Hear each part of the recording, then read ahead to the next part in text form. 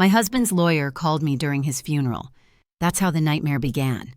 The church was quiet except for the rain tapping against the stained glass windows. I stood beside Harold's coffin, my black gloves damp with tears. 43 years of marriage reduced to a photo in a silver frame. Our son Eric scrolled through his phone like it was just another Sunday. His wife Melissa leaned over and whispered, "She won't last long without his money." I pretended not to hear, but my chest burned. Then I saw Richard Green, Harold's lawyer, standing at the back of the room.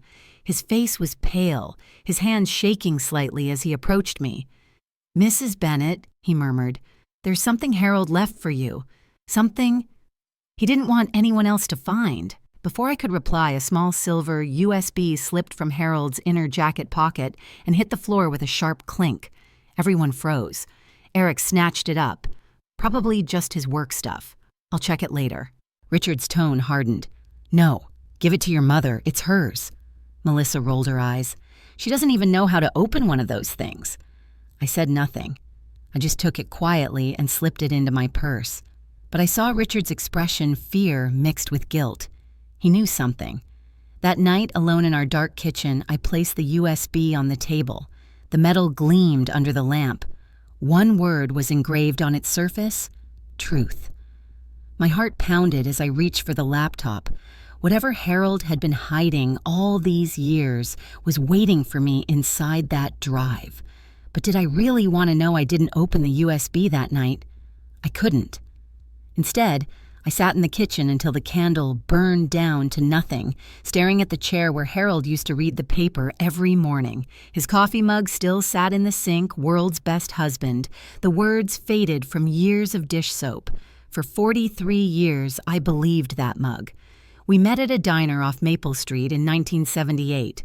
I was a school teacher fresh out of college. Harold was charming, ambitious, already running a small construction firm. He'd walk me home every evening talking about how he'd build us a house by the lake one day.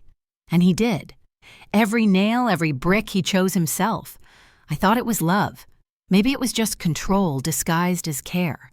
By the time I retired, Harold handled everything: bills, investments, even my pension. "Don't you worry about money, Maggie," he used to say. "You just make the house a home." I did. I cooked, cleaned, and taught part-time to help Eric through college. We had what everyone called a perfect marriage. But looking back, I realize Harold never once said thank you. After the funeral, things changed fast. Eric called 2 days later, his voice sharp. "Mom, we're going to take care of Dad's accounts. You don't need to talk to the lawyer anymore." I hesitated, but Richard said, he cut me off. "Mom, please, you're grieving. Let us handle it." Melissa took the phone. "We'll make sure you're comfortable, maybe sell the house and move into assisted living. It's safer for you there." My stomach dropped. "Sell the house? Harold built this place." "Exactly," she said coldly. "He built it for his family. We're his family now." Click. The line went dead. I walked through the house that evening, my slippers brushing over the polished wood floors Harold used to brag about. Every photo on the wall, Eric's graduation, our 30th anniversary, the Christmas we spent in Aspen, felt like a lie. The next morning, I found 2 strangers in the driveway, movers. Melissa stood beside them with her sunglasses on. "Mom," she said, smiling too sweetly, "we're helping you pack some things. The condo near Ridgeview has great amenities. Indoor pool, daily activities. I'm not leaving my home," I said, clutching my robe. She sighed, glancing at Eric, who was scrolling through his phone again. "Mom, please, you can't live here alone." And the taxes Harold paid them, I snapped. "Harold's gone," Eric said flatly. Something in me cracked. The way he said it, not as a son mourning his father, but as a man calculating assets. By evening, they'd boxed up half the house. My wedding dress, the china set from my mother, even Harold's old records, they all disappeared into brown cardboard. When I asked where they were taking them, Eric said, "Storage. Don't worry about it." But worry was all I could do. That night, I sat in the dark living room surrounded by empty shelves. The USB still sat on the table, its metallic shine catching the moonlight. I wanted to call Richard, but I was too ashamed. Maybe Harold had left nothing. Maybe I really was just a burden now. At midnight, I heard a noise from the porch. I peeked out through the curtains, Eric and Melissa loading something into their car. It was the safe from Harold's office. I stepped outside. "What are you doing, Eric?" Froze. "It's just Dad's old paperwork." "Go back inside." "Open it," I demanded. Melissa laughed. "You're not seriously accusing us, are you?" My voice broke. That safe was his private space. Eric slammed the trunk shut. "You'll see everything soon enough, Mom. The lawyer's reading is next week. Try to act normal for once." He drove off, taillights disappearing down the street, leaving me alone in the drizzle. I stood there for a long time, barefoot, on the cold porch wood, realizing something terrible. My own son didn't see me as his mother anymore. I was just an obstacle. Inside, the clock struck 1. I sat down at Harold's desk, staring at the empty space where the safe used to be. Then, almost without thinking, I pulled the USB closer. Maybe the answers I needed weren't in their storage boxes or bank papers. Maybe they were right here waiting inside that tiny piece of metal. And for the first time since Harold's death, I wasn't just grieving. I was angry. The next morning, I woke to the sound of voices downstairs. For a second, I thought I was dreaming. But when I came down the stairs there, they were again, Eric and Melissa, standing in the kitchen like they owned the place. Eric was rummaging through the drawers. Where did Dad keep the company checkbooks? Melissa, sipping coffee from my favorite floral mug, answered, "Maybe the bottom cabinet. He always hid things there." I froze in the doorway. "What are you two doing?" Melissa didn't even look up. "Sorting Dad's paperwork." "You shouldn't worry yourself, Mom. My husband's funeral was 3 days ago," I said, my voice shaking. "And you're already looking for money." Eric sighed as if I were the problem. "Mom, please don't make this harder. There's a lot of debt. Dad left some loose ends, and I'm just trying to fix it before the lawyer meeting." I knew that tone, the same one Harold used when he didn't want me to ask questions. I walked over to the counter, noticing a pile of opened mail. "These are my letters," I said. "Why are you going through my things?" Melissa shrugged. "Everything's joint property now. We just want to be sure nothing gets lost." Her smile didn't reach her eyes. It was the same kind of smile you give someone you're about to betray. That afternoon, my neighbor, Helen Price, stopped by with a casserole and a concerned face. "Honey," she whispered, "I heard Eric and that wife of his talking to the realtor this morning. Are you selling the house?" My knees almost gave out. "No, of course not." She frowned. "Then why was a "for sale" sign delivered to your driveway?" I didn't even thank her. I just ran outside, and there it was, leaning against the mailbox, wrapped in plastic, "For sale, Bennett property." Eric must have ordered it already. I tore the sign open and threw it in the trash. My hands were trembling so badly I could barely breathe. That evening, I tried calling Richard Green, the lawyer, but he didn't answer. His voicemail said office closed until Monday. When I hung up, Eric walked in holding a folder. "Mom, you have to sign some forms. Power of attorney. Just temporary." "Power of attorney," I repeated. "For what?" He avoided my eyes. "It'll make things easier. We can pay bills, handle probate." "No." Melissa rolled her eyes. "Don't be dramatic. You're tired, Mom. You can't manage all this paperwork alone." I said no. I slammed my palm on the table so hard the glasses rattled. They stared at me, not with shock, but with annoyance, like children caught doing something mildly inconvenient. Eric sighed. "Fine, but don't come crying to me when you can't afford to keep the lights on." Then they left, taking the folder, my car keys, and I later realized Harold's gold watch from the mantel. That night, I sat by the window again. The house felt emptier than ever. I looked across the street at Helen's window. She waved, pretending not to see me cry. I thought about Harold, about how he always said, "Family first, Maggie. Eric will take care of you one day." The words echoed like a cruel joke. I opened the old family album, flipping past smiling faces and Christmas trees. In every photo, Harold was in front, Eric beside him, and me somewhere in the background holding a tray or fixing the decorations. That's when I noticed something strange. In one of the photos from last year's Thanksgiving, Harold's hand was resting on an envelope labeled "To be opened if I'm gone." I'd never noticed it before. Could that be what the USB was about? Did he know something? My mind raced. Maybe Harold realized what Eric and Melissa were doing. Maybe he'd tried to protect me. I got up, went to Harold's study, the one room Eric hadn't touched yet. His chair still smelled faintly of his cologne. I searched the drawers, finding only receipts, some pens, and a locked notebook with the initials HB engraved on it. I couldn't open it, but inside the drawer taped to the bottom was a note in Harold's handwriting: "If anything happens to me, call Richard Green. Don't trust anyone else." My pulse quickened. He knew. The anger that had been simmering inside me turned to something sharper, a cold determination. I wasn't just a grieving widow anymore. I was a woman who'd been lied to, used, and underestimated her entire life. And if Harold had left something behind to expose the truth, I was going to find it, even if it destroyed the family name.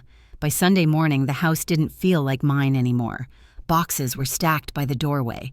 The scent of lavender and lemon polish, the way Harold liked the place to smell, was gone, replaced by cardboard and dust.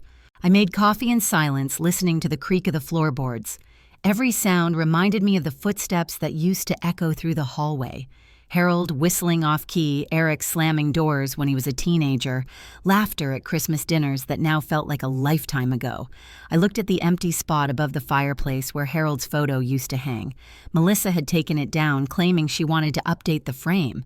But deep down, I knew she just didn't want his eyes watching her. That morning, the doorbell rang. It was Pastor James from St. Andrews. He handed me a sympathy card and frowned when he saw the moving boxes. "Margaret, are you leaving already?" I forced a smile. "Just sorting things out. Eric says it's temporary." He hesitated, then said softly, "If you ever need someone to talk to, my door is open." I thanked him, but when the door closed, the mask fell off. I felt the sting behind my eyes again. Later that afternoon, I drove to the grocery store, my small act of rebellion since Eric had taken my car keys. I found the spare set Harold had hidden in the flower jar years ago. The same jar Melissa had told me to throw out because it's old. As I walked through the aisles, I saw familiar faces from town. Some smiled politely, others looked away. Word travels fast in small places like Millbury. People already knew about the inheritance fight. I could hear whispers. Poor Margaret, her own son. At the checkout, Helen Price appeared beside me. "You shouldn't be alone, honey," she said gently. "Come stay at my place for a few days." I shook my head. "I'm fine." But the truth was, I wasn't fine at all. When I returned home, Eric's car was parked outside again. Inside, I found him and Melissa sitting at the dining table with two men in suits. Papers were spread everywhere, Mom. Eric said without looking up, "This is Mr. Taylor and Mr. Hughes. They're appraisers." I blinked. Appraisers. "For what?" Melissa smiled. "The property, of course. We can't finalize probate without knowing the house's value." I felt dizzy. "I told you I'm not selling this house." Eric's jaw tightened. "It's not your decision. Everything goes through the estate." I slammed my hand on the table. "This house is the estate. Your father built it with his own hands." The men looked uncomfortable, glancing at each other. One of them quietly said, "Maybe we should come back another time." But Eric waved them off. "No, finish your inspection. My mother's just emotional." That word, emotional, hit me harder than a slap. For years, Harold used it whenever I dared to disagree. "You're emotional, Maggie. You're overreacting." Now my son said it too. The legacy had passed on perfectly. I turned to Melissa. "Do you have children, dear?" She smirked. "Not yet." "Then let me warn you," I said quietly. "Nothing breaks you faster than realizing you raised a stranger." For the first time, her smirk faltered. That night, I sat on the back porch with a cup of tea, watching the moonlight hit the lake. Harold and I used to sit there on summer evenings, talking about growing old together. Now I was old and alone, and everything we'd built was slipping away like water through my fingers. My eyes drifted toward the garden shed, the one Harold kept locked, saying it was where he stored old tools. I remembered the lawyer's words at the funeral, something your husband didn't want anyone else to find. A strange thought entered my mind. What if the USB wasn't the only thing he'd hidden? I got up, walked barefoot through the damp grass, and tried the shed door. Locked, of course. But when I knelt down and ran my hand under the step, my fingers brushed against cold metal, a small rusted key taped to the underside. My pulse quickened. I slid the key into the lock. It turned with a soft click. Inside was darkness, the smell of dust and oil. I reached for the light switch. Stacks of boxes lined the wall, each labeled in Harold's neat handwriting, taxes, 2015, project files, private. But one box sat apart from the rest, newer, cleaner. It had my name written across it. Margaret, do not open until after my funeral. My hands shook as I pulled it closer. He knew. He'd planned this. But what had Harold been trying to tell me? What could possibly be so important that he hid it even from his own family? I looked back at the dark windows of the house where my son and daughter-in-law were probably counting my husband's money. I whispered into the quiet night, "Harold, what did you do?" And somewhere deep inside me, I already knew the truth in that box could destroy everything we'd ever built. I didn't sleep at all that night. The box sat on the kitchen table, sealed with layers of old brown tape. Every time I walked past it, I felt like it was breathing alive, somehow watching me. At dawn, I finally made a pot of coffee, sat down, and stared at the words on top. Margaret, do not open until after my funeral. The funeral was over. Harold was gone. Whatever this was, it was meant for me. I got the scissors and carefully sliced through the tape. Inside, I found a yellow envelope, a stack of old photos, and a handwritten letter folded neatly in half. The paper smelled faintly of Harold's cologne. My fingers trembled as I unfolded it. My dearest Maggie, if you're reading this, it means I'm gone. I'm sorry for what's coming. I tried to fix it, but I didn't have enough time. There's a file with Mr. Green, my lawyer. He'll know what to do. Don't let Eric handle anything until you see him. And Maggie, if they find out before you do, they'll destroy everything we built. With love, Harold. I reread it 3 times. My mind spun. They'll destroy everything we built. Who did he mean, Eric and Melissa? What could they possibly destroy that wasn't already gone? Then I saw the photos beneath the letter pictures of Harold in his office, shaking hands with a man I didn't recognize. On the back of each photo, Harold had written numbers July 14th, 20 and 22. Safe code update 1472. Safe code. My heart pounded. The same safe Eric and Melissa had hauled away in the middle of the night. I grabbed my coat and keys. It was barely 8 a.m., but I needed to see Richard Green, the lawyer Harold trusted. His office sat above an old bookstore downtown. The waiting room smelled of leather and paper. When I walked in, Richard's secretary looked startled. "Mrs. Bennett, I thought your appointment was next week. I need to see Mr. Green. It's urgent." A few minutes later, Richard appeared, still in his gray suit, tie slightly loosened. "Margaret?" I didn't expect I found something I said, placing the letter on his desk. And Harold mentioned a file. "You said there was one. Remember? At the funeral." He hesitated, running a hand over his chin. "Mrs. Bennett, your husband was a very private man. I can't." "Don't tell me what you can't do," I interrupted, my voice trembling but firm. "He left this for me. He told me not to trust anyone else, not even Eric." Richard's eyes flicked toward the door as if making sure we were alone. Then he lowered his voice. "I was going to wait until the reading of the will, but—" Harold anticipated something like this. He stood, walked to a locked filing cabinet, and took out a thick manila folder sealed with red wax. Across the front, "Bennett, personal. To be opened in the presence of family." My throat tightened. "Is that it?" He nodded. "Yes. But Harold left specific instructions. It can't be opened privately. It has to be read in front of all heirs." "I can't wait that long," I said. "You don't understand what they're doing. They're selling the house, taking everything." Richard sighed, adjusting his glasses. "I do understand. Harold came to me 3 months ago. He was afraid. Said there were transfers happening in his company he couldn't explain. He thought Eric might be involved." My stomach twisted. Involved how fraud Richard said simply. Large sums moved offshore through shell accounts. But Harold couldn't prove it without risking his health. He was already very sick then. He wanted the truth revealed only after he passed, so no one could manipulate him further. I sank into the chair, clutching the edge of the desk. "So that's what this is, a confession?" "Not quite. It's evidence," he replied. "And Harold wanted you to be the one to witness it." As I drove home, the world outside blurred rain against the windshield stoplights fading into red streaks. I kept hearing Harold's voice in my head, "Don't trust anyone else." When I pulled into the driveway, Melissa's car was gone. Thank God. I went straight to Harold's office and searched every corner for anything else he might have left behind.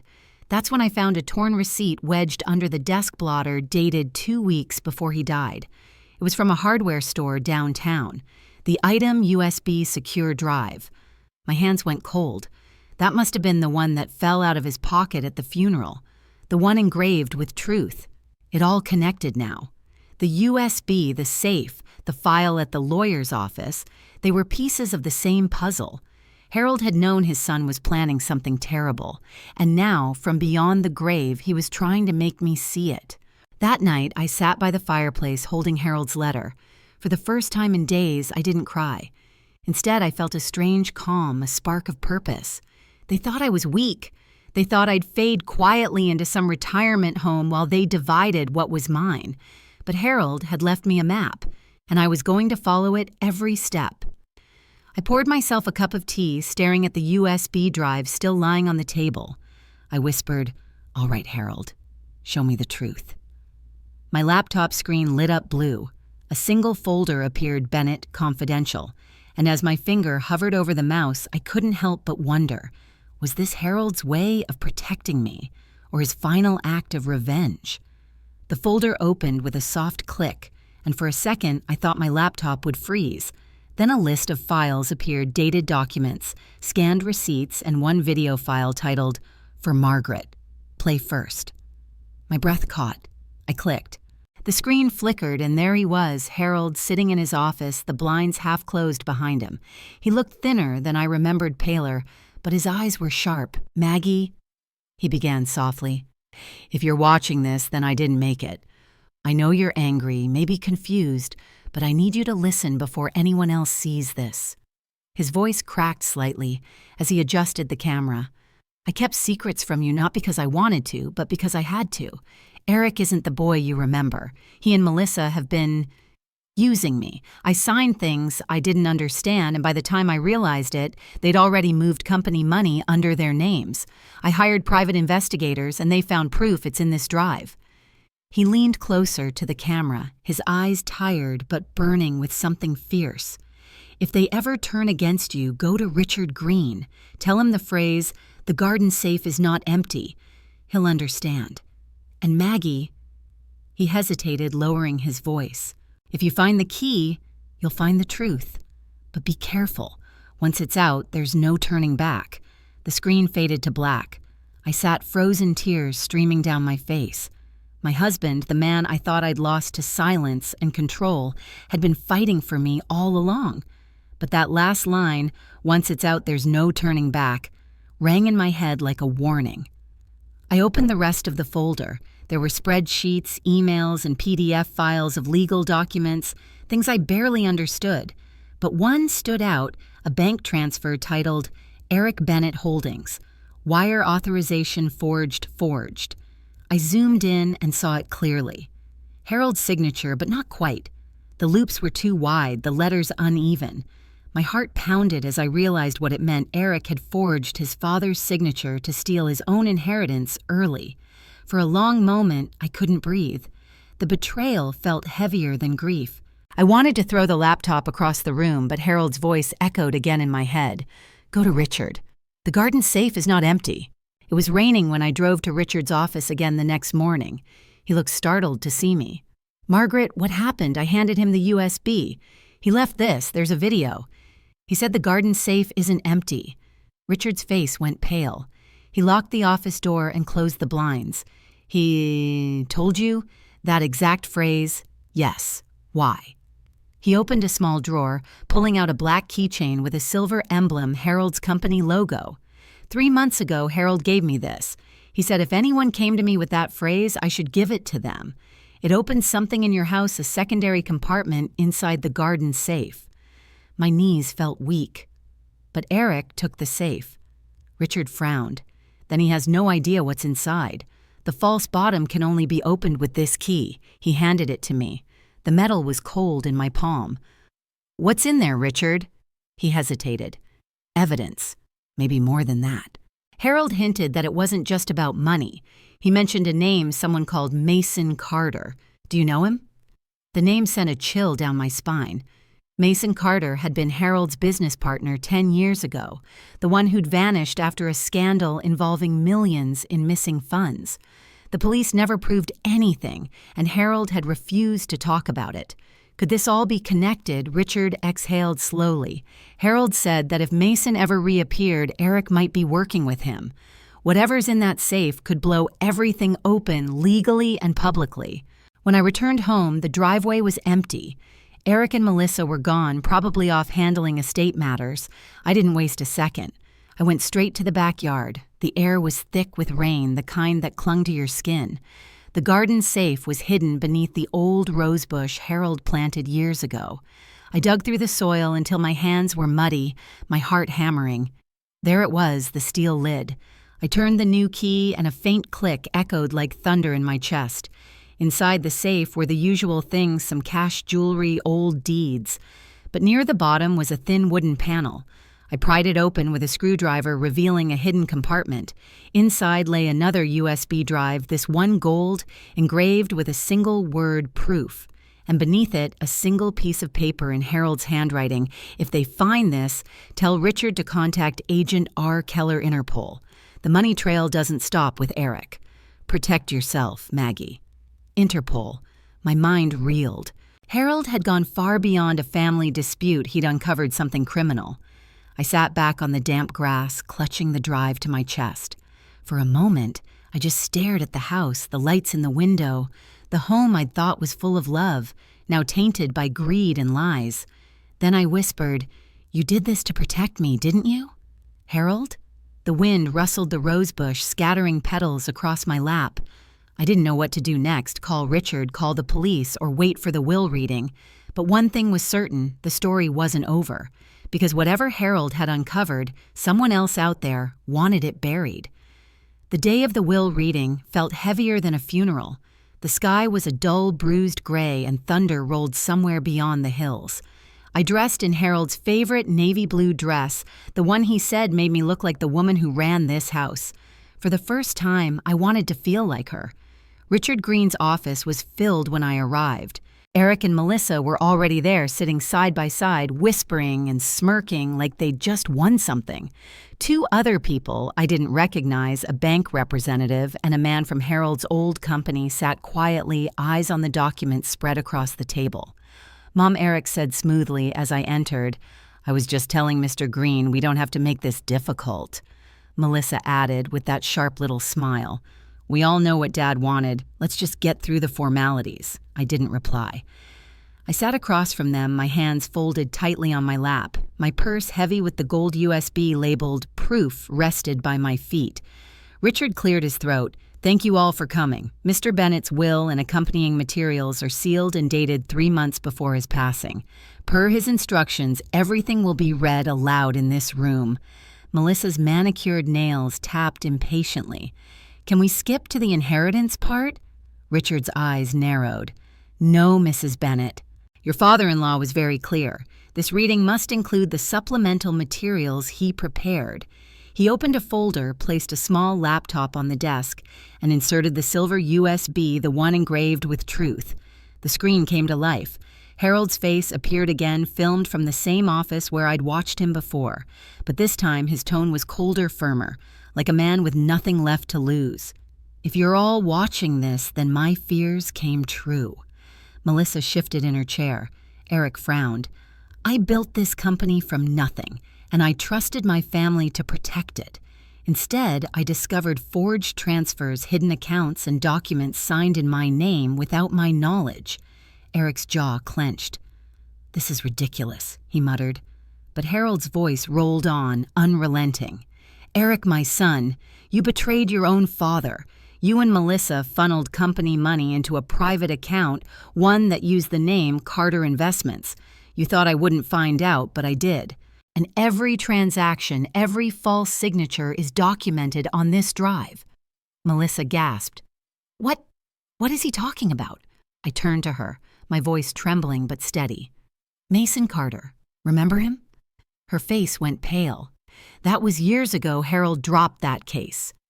Richard paused the video, his tone suddenly grave. For the record, Mrs. Bennett Carter Investments is tied to Mason Carter Harold's former partner, the man who vanished after the embezzlement scandal. Eric stood, his voice sharp.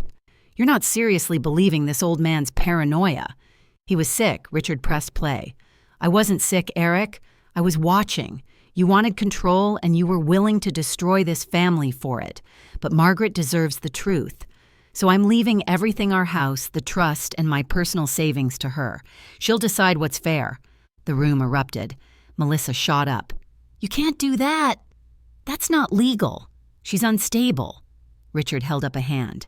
The document has been notarized, witnessed, and verified. It's entirely legal. Eric's voice rose. You manipulated him. You and Mom, I stood then, the old fear finally gone from my voice. Don't you dare call me your mother if you can't even say his name with respect. Your father spent his final months trying to protect you from yourself. For a moment, no one spoke. The rain hammered the windows. Harold's voice echoed softly from the speakers. If this truth causes pain, then so be it. Pain can cleanse what greed corrupts.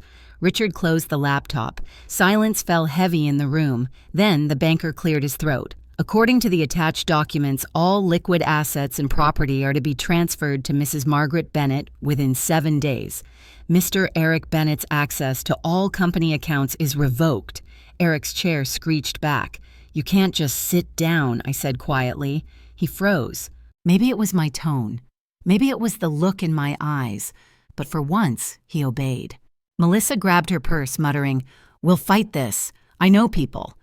Richard handed her a paper. You can, but I'd advise against it. The file includes criminal evidence. Forgery, misappropriation of funds, federal charges. The color drained from Eric's face. You wouldn't.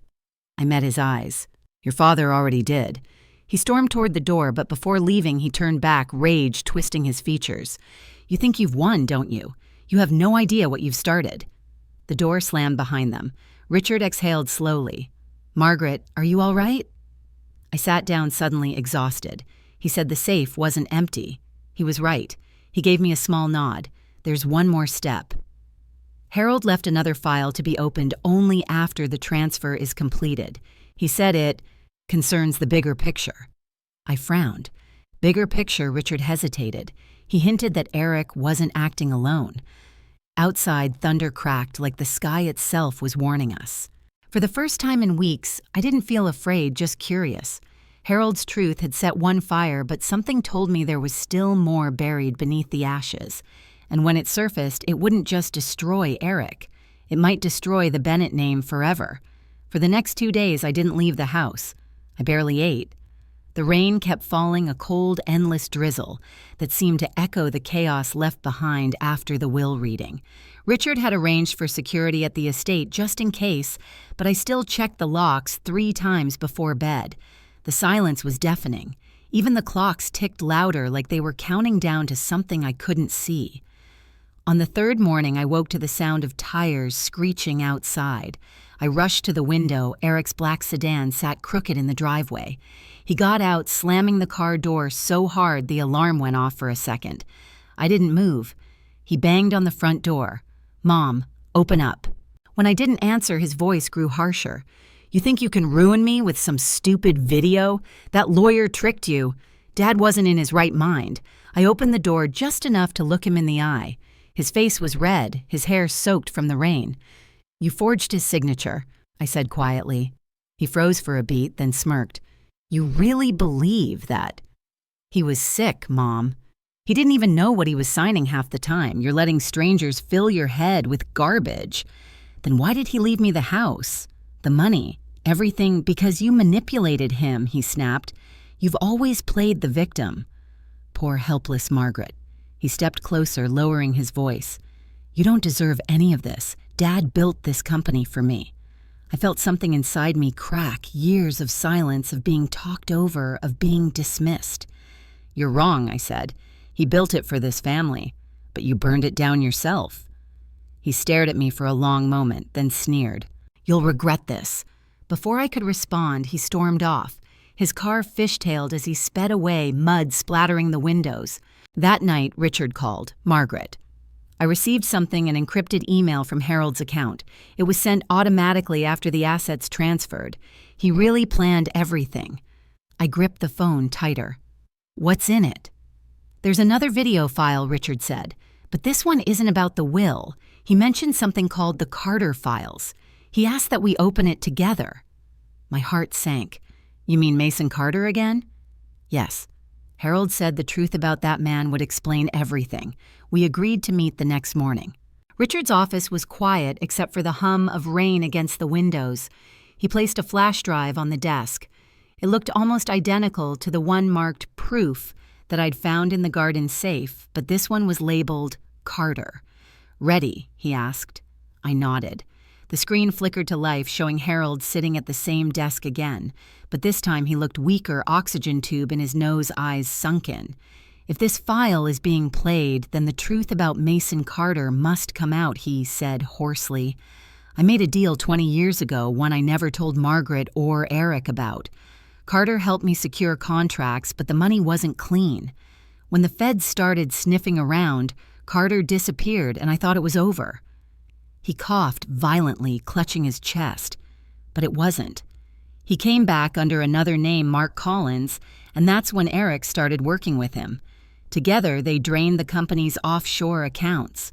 Carter promised Eric he could rebuild the empire if he helped hide the funds. Richard paused the video, his brow furrowed. Mark Collins, he's on the company board. Eric brought him in 2 years ago. I felt sick. You mean he's still around? He nodded grimly. And very powerful. Richard hit play again.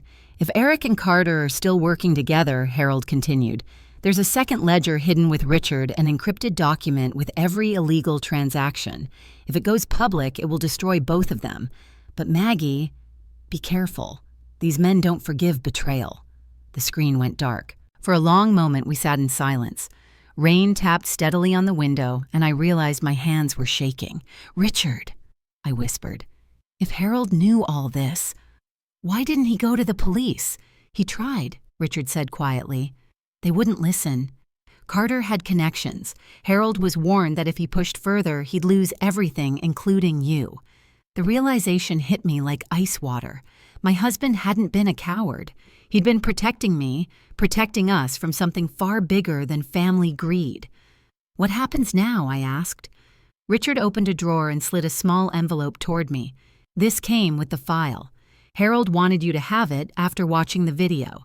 Inside was a single key and a note in Harold's handwriting. When you're ready, open the safety box under the name Whitestone Trust. Everything you need to finish this is there. Richard looked at me. Whitestone Trust is an offshore account holding company. If that box contains what I think it does, it's the final ledger Harold mentioned. I felt the weight of it all pressing down on me, the will, the evidence, the lies. If we expose this, Eric will go to prison, I said. Richard met my eyes. So will Carter, and Harold's name will finally be cleared. Outside, a flash of lightning lit the sky, followed by a deep rumble of thunder. For the first time in years, I didn't feel like a powerless widow. I felt something sharper, a resolve Harold must have hoped I'd find. I stood pocketing the key. Then let's finish what he started. But as I walked out of the office, I caught sight of a dark figure across the street, a man in a gray coat staring at me through the rain. When I blinked, he was gone. A chill ran down my spine. Maybe it was just my imagination. Or maybe, as Harold had warned the men who don't forgive betrayal, had already found me. I couldn't shake the feeling that someone was watching me. As I drove home from Richard's office, I kept glancing in the rearview mirror. A gray sedan followed at a distance, headlights dimmed. When I turned down Willow Creek Road, the shortcut through the old industrial area, it turned too. By the time I pulled into my driveway, my hands were trembling on the steering wheel. The sedan idled at the corner for a moment, then rolled away into the fog. I told myself it was nothing, but deep down I knew better. Inside the house, the lights flickered once, then steadied. I hung up my coat, locked the doors, and sat at the kitchen table staring at Harold's key from the envelope. Whitestone Trust. Whatever he'd hidden there, it had already started drawing dangerous attention. The next morning, Richard called again. "Margaret," he said, his voice tight. "I spoke with a contact at the Department of Justice. They confirmed Whitestone Trust is under investigation. Someone tried to access the vault registered to Harold's name last night using fake credentials." I froze. "You mean Eric?" "It's possible," Richard said. "But there's another name on the system, Mark Collins. He's moving fast. We need to get there before they do." We arranged to meet at the Whitestone Bank downtown, a massive marble building that looked like it belonged in another century. When I arrived, the sky had cleared, but the air felt heavy, charged. Richard met me at the steps, briefcase in hand. Inside, the manager led us to a private room. "Mr. Bennett opened this box in 2008, she said. "He renewed it annually until, well, his passing." She unlocked a vault drawer and slid out a long metal box. "Only the person with this key can open it," she said, nodding at me. My heart hammered as the key clicked into place. The lock released with a soft metallic sigh. Inside were two things, a thick black binder and a sealed envelope labeled, "For Margaret, when you're ready." I opened the binder first. It was full of printed ledgers, company statements, and bank transfers, every one leading back to Carter Investments and Collins Group Holdings. There were signatures, timestamps, even offshore routing numbers. Harold had compiled it all, proof that Eric and Mason Carter had been laundering money for years. Richard whistled under his breath. "Good Lord, this is more than corporate fraud. This could take down half the board." Then I opened the envelope. Inside was a letter written in Harold's shaky handwriting. "Maggie, if you're reading this, I need you to be braver than I ever was. When I learned what Carter and Eric were doing, I confronted them. That's when I realized they'd already used my name to cover their tracks. If I went to the police, we'd both be ruined. So I built this file, every transfer, every fake account. If you give it to Richard, he'll know what to do. And if anything happens to you, send it to the name written at the bottom. Agent Rebecca Keller, Interpol Financial Crimes Division." Richard's eyes widened. Interpol? He wasn't bluffing. I felt my knees weaken. He was living with this secret for years, and he never said a word. Before I could process it, the vault door burst open. A voice shouted, "Step away from the box, Eric." He stood there flanked by two men in dark suits. His eyes were wild bloodshot.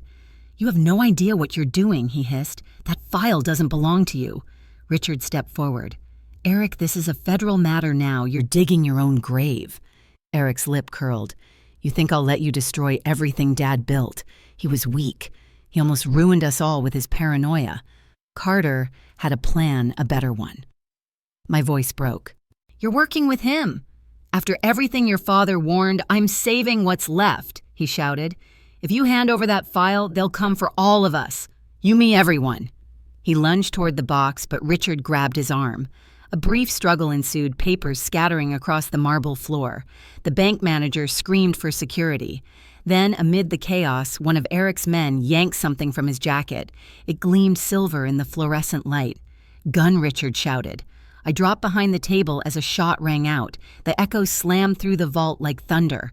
My ears rang. When I looked up, Eric was frozen, staring in disbelief at the hole in his own man's sleeve. The bullet had hit the metal vault wall instead. Security burst in seconds later, subduing both men.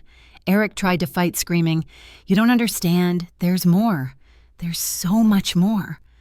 Richard guided me out, his hand steady on my shoulder. My legs felt like water. Outside, the flashing red and blue lights from the arriving police cars painted the white stone building like a scene from a nightmare. Reporters had already gathered by the steps. "Mrs. Bennett, is it true you uncovered financial crimes linked to your husband's company?" one shouted. I didn't answer. I couldn't. I just clutched the binder to my chest as if it were Harold's hand itself. Later that evening back home, I sat by the window watching the lights from the police cars fade in the distance. The storm had finally stopped, but the air still smelled of rain and metal. I placed Harold's letter beside his photograph on the mantel. He was smiling in that same quiet way, like he already knew how it would all unfold. "Your truth nearly got me killed," I whispered. "But you were right. It had to come out." The phone rang. It was Richard. "Eric's been taken into custody," he said. The feds are opening the case. Carter's name came up in every file. You did it, Margaret. Harold's work, your courage, it broke the circle. I looked out at the garden where the rosebush swayed softly in the night breeze. No, Richard, I said quietly. It's not over yet. Harold said there was more.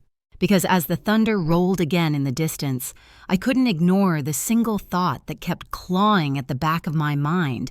If Eric was just one piece of the puzzle, who was really pulling the strings behind Carter?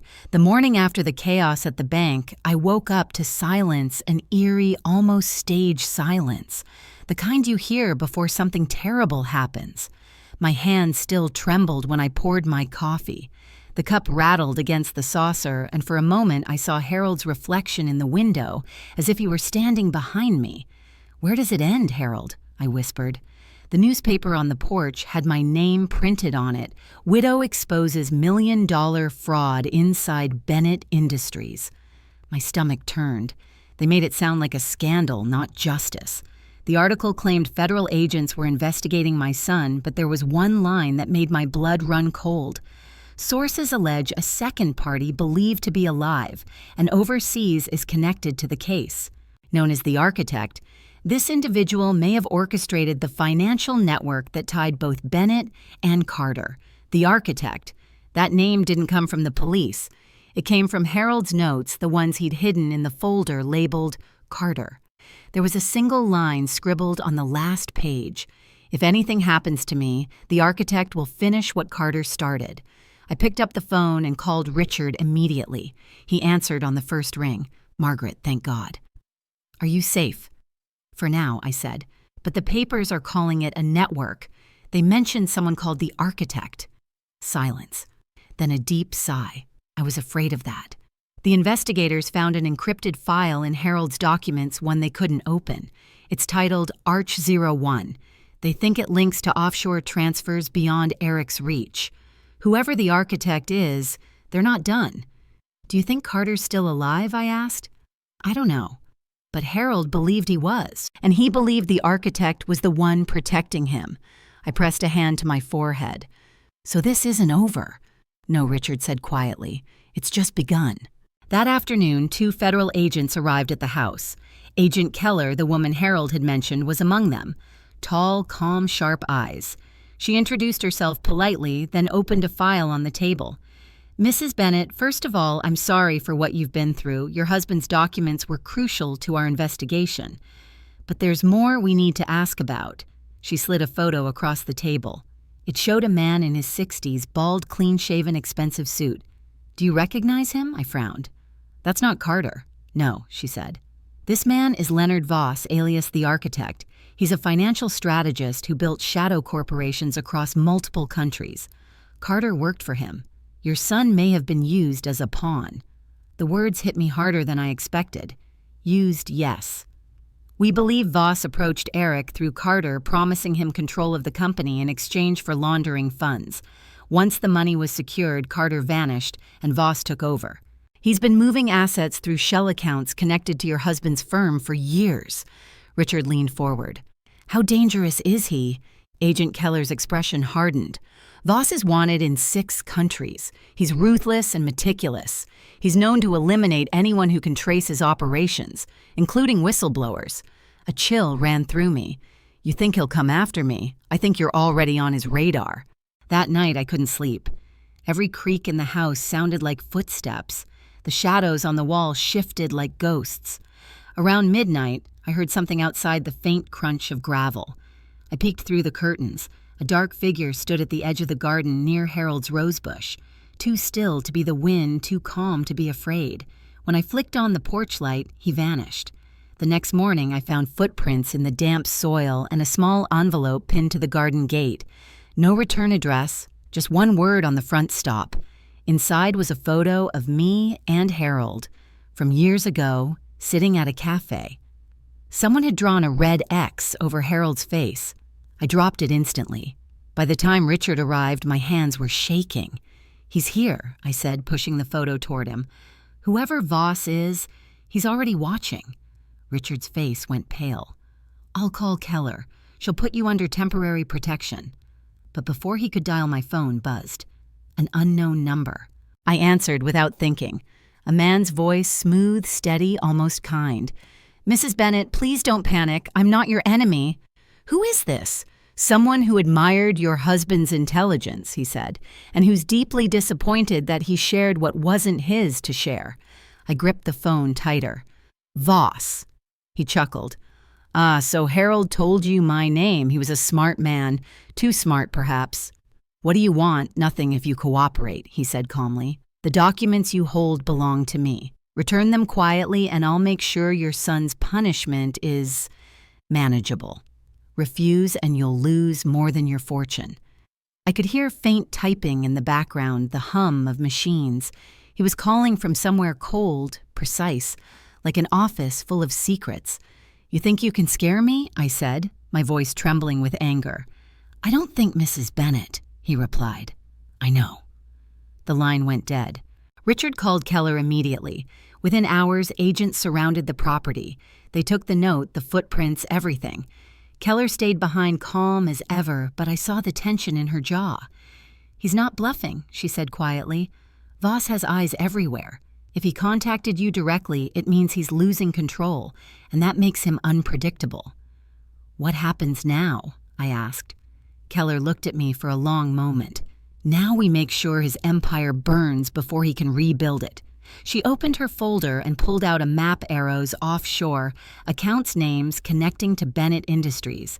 "Your husband gathered half the puzzle," she said, "but there's one file still missing the ledger titled Arch 01. Without it, we can't prove Voss's involvement in the murders tied to these accounts." "Murder?" Richard whispered. Keller nodded grimly. 2 whistleblowers vanished in Europe. Carter was one of them. "We believe Voss killed him."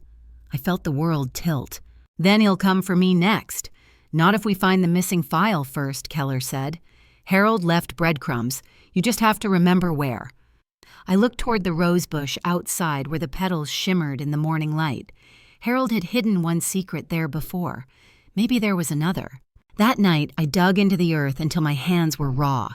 Beneath the roots, I found something small and hard wrapped in plastic. It wasn't a key this time. It was a flash drive silver and worn labeled in Harold's handwriting, Arch 01, the final piece. As I held it under the moonlight, tears blurred my vision. Harold had known everything that this fight wouldn't end with his death. He'd left me the weapon to finish it. But before I could even go back inside, my phone buzzed again. A message. No number, no name. Just one sentence. "If you open that file, the next funeral will be yours." For a long moment, I couldn't move. The text glowed on my phone screen like a warning from the dead.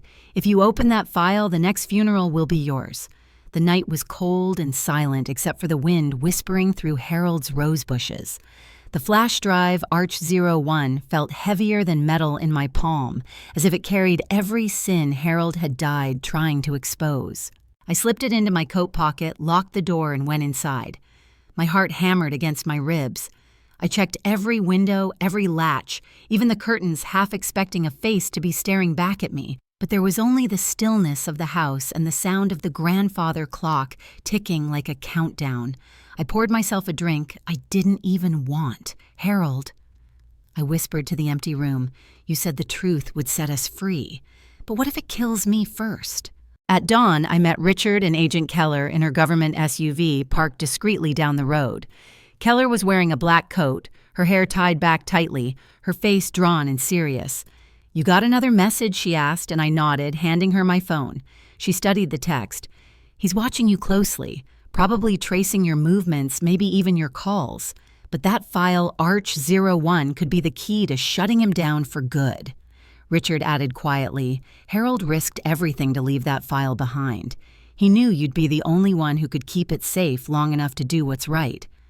I glanced out the window at my house, my sanctuary, my prison. He always said I was stronger than I thought. I just never wanted to find out like this. Keller gave a faint smile. "Strength isn't the absence of fear, Mrs. Bennet. It's acting in spite of it." She handed me a small, secure drive. "We'll copy Arch 01 to this at my office. That way, if anything happens, we still have evidence." I nodded, clutching the flash drive so tightly my knuckles turned white. "Let's finish this." Keller's field office sat on the edge of town, an unmarked building with mirrored windows and buzzing fluorescent lights. Inside, agents moved quietly between cubicles, the smell of burnt coffee and printer ink filling the air. Keller led us to a private room and inserted the drive into an encrypted terminal. Lines of code scrolled across the screen, flickering like lightning. Encrypted, just as expected, she said. Harold used a triple lock cipher, impressive for a businessman. Richard leaned over. "Can you break it?" "Give me a minute." We waited in silence. The clock on the wall ticked. My stomach churned. I thought of Eric locked up alone. Despite everything, he was still my son. Would he have ended up this way if Harold had told me sooner, if I'd seen the truth before it devoured us all? Then Keller straightened. "Got it." The folder opened.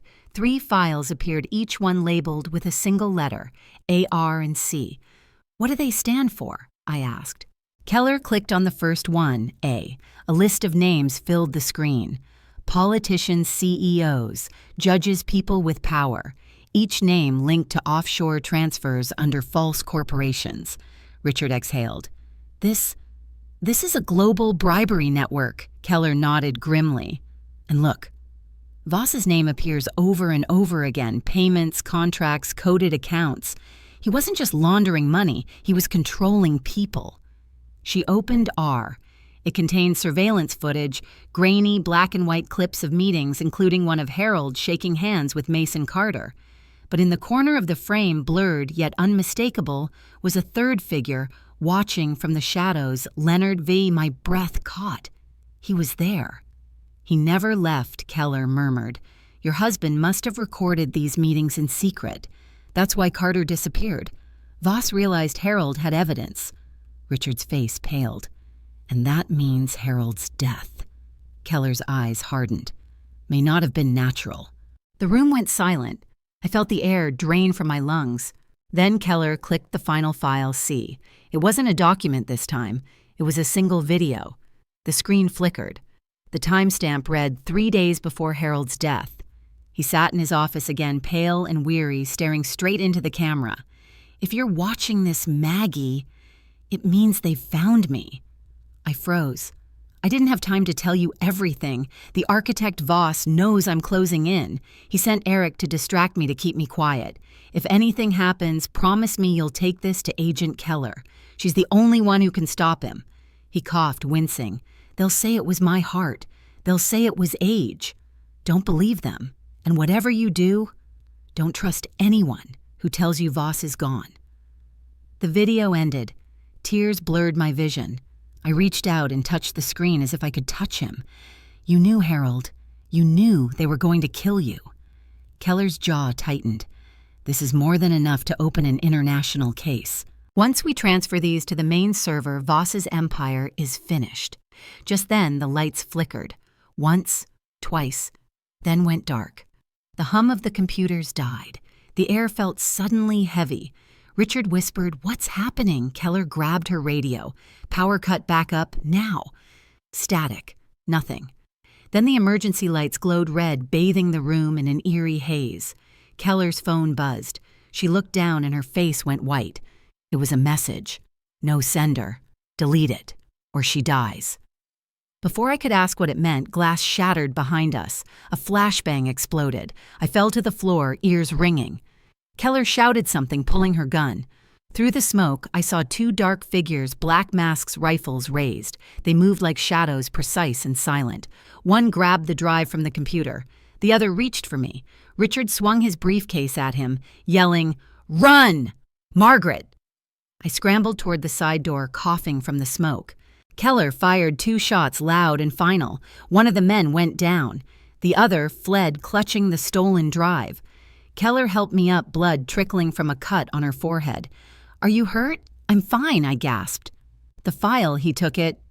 "Not all of it." She held up the secure backup drive I'd given her earlier. "They only got the decoy." We stumbled outside into the pale morning light, sirens wailing in the distance. The field office was already surrounded by police cars. Keller exhaled. "He's desperate now. He knows you have what he wants." I clutched the drive to my chest. "Then we hit him first." She looked at me surprised. "Harold died trying to stop him," I said. Eric lost everything because of him. I won't let this man bury my family name too." For the first time, Keller smiled. "Then let's end this together." But as we drove away, my phone buzzed once more. Another message, this time with a photo attached. It was my house. The lights were on the front door, wide open, and in the window, the shadow of a man was standing exactly where Harold's portrait used to hang. By the time we reached my house, dawn had turned the sky the color of ashes. Police cars lined the street. Agent Keller went in first, weapon drawn, while I waited on the porch, the cold seeping into my bones. Every sound, the crunch of boots, the creak of the door, made my heart lurch. Then Keller called out, "Clear." I stepped inside. The living room lights were still on. My husband's photo lay shattered on the floor glass, scattered like tears. On the mantel, someone had placed a single white rose, fresh, still dripping with dew. A message had been written in black marker across the mirror. "Truth is expensive, Minazai." Ms. Bennett. My knees almost gave out. Keller's agent swept the house. No one was there. No forced entry, no fingerprints, just the rose and the writing. The intruder wanted me to see, not to kill. Not yet. Keller exhaled sharply. "He's playing a game. A final warning." I shook my head. "No, he's mocking me. He wants me to back down." Richard arrived minutes later, his expression grim. "The media's already spinning the break-in. They're calling you a whistleblower hero." I gave a small, bitter laugh. A hero I just wanted to bury my husband in peace. Keller crouched beside the broken frame. "Harold knew this might happen. He trusted that you'd finish what he started. That's not weakness, Margaret, it's faith." Her words hit something deep inside me. I looked at Harold's photo, the part of it still unbroken. His eyes, frozen mid-smile, seemed to ask if I was finally ready to stop surviving and start fighting back. We spent the rest of the morning sending every copy of the Arch 01 files to Interpol and the Department of Justice. Keller's encrypted server glowed with progress bars like tiny veins of light. When the upload finished, she turned to me. "It's done," she said softly. "Voss can threaten, erase, intimidate, but he can't stop what's already in motion. Within days, every government agency in the network will have proof. He'll have nowhere left to hide." I nodded, tears blurring my vision. "Then Harold finally wins." Richard smiled faintly. "No, you did. But I didn't feel victorious, just hollow. Years of fear, silence, and betrayal had burned through me like smoke." I wandered out to the porch while Keller and Richard talked logistics inside. The air smelled of wet soil and fading roses. I knelt by Harold's garden. The ground was soft where I dug up the last drive. I pressed my palm to the earth. "It's over, Harold," I whispered. "They can't bury the truth anymore." A small bird landed on the fence, chirping once before flying off. For the first time in months, the silence that followed didn't scare me. When I went back inside, Keller was packing up her files. "We'll keep a detail nearby until Voss is in custody," she said. "Interpol's freezing his assets as we speak." I managed to smile. "You'll call me when it's done. You'll be the first to know." Richard offered to stay the night, but I shook my head. I need to be alone. For once, I want to hear this house breathe again. After they left, I sat by the fireplace. The flames crackled softly, reflecting off the shards of Harold's broken frame. I picked up one of the fragments, careful not to cut myself, and whispered, "You were right, my love. The truth hurts, but silence kills." I placed the photo back on the mantel, even with the crack running through Harold's face. It felt fitting somehow, imperfect but real. Outside, thunder rumbled in the distance, low and fading. I closed my eyes, letting the sound wash over me. For the first time, it didn't sound like danger. It sounded like closure. By midnight, the rain returned. I sat by the window, a cup of tea growing cold in my hands. The lights of police cruisers blinked faintly at the end of the street, a reminder that the nightmare wasn't entirely gone, but manageable, now contained. I thought about Harold's last words in his video, "Pain can cleanse what greed corrupts." He was right. Pain had stripped away everything I thought I was: a dutiful wife, a trusting mother, and left behind something sharper, someone who finally saw. I looked toward the garden where the rose bush swayed under the rain and whispered, "Sleep well, Harold." I'll take it from here." Then I turned off the lights, letting the darkness settle. The truth had cost me everything: my family, my peace, my innocence. But as I watched the last ember fade in the fireplace, I realized something profound. For the first time in decades, the house felt like mine. 2 weeks later, the news finally broke. Leonard Voss arrested in Zurich after global manhunt. The headline glowed on my television screen while morning sunlight spilled through the kitchen window. Agent Keller had called earlier to confirm if the operation had been successful. Interpol froze hundreds of accounts, seized documents, and uncovered a list of names that would keep prosecutors busy for years. It was over. Or at least that's what I wanted to believe. I brewed a pot of coffee, trying to find comfort in routine. The house was quiet, cleaner than it had been in months. A faint peace hovered in the air, but underneath it something uneasy still pulsed the way the sea stays restless even after a storm. I picked up Harold's photo, now fixed in a new frame. "You did it?" I whispered. "Your truth changed everything."